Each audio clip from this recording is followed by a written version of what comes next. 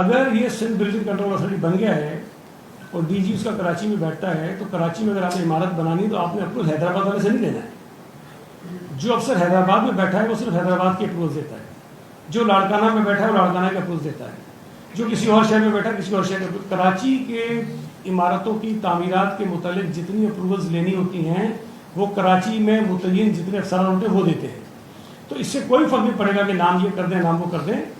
میں سمجھتا ہوں کہ اس کو آئی ڈونٹ نو پتہ نہیں کیوں کچھ لوگ جو ہیں وہ اس کو ایک صرف محدود کرنا چاہتے ہیں شہر تک. اگر ہم نے پورے صوبے میں بلڈنگ کوڈ ایک ہی لگا دیا ہے تو اس پہ کیا کسی کو اعتراض ہے؟ پہلے اے بی سی اے کے الگ تھے, باقی شہروں کے الگ الگ نظام تھے. ہم نے تو یہ کر دیا ہے کہ ایس بی سی اے کا ایک ہی قانون ہے جو پورے سندھ پہ نافذ ہوگا. کوئی حیدرآباد میں عمارت بنائے گا تب بھی اس کو وہی تقاضے پورے کرنے پڑیں گے, لاڑکانہ والے کو وہی کرنے پڑیں گے, کراچی والے کو وہی کرنے پڑیں گے.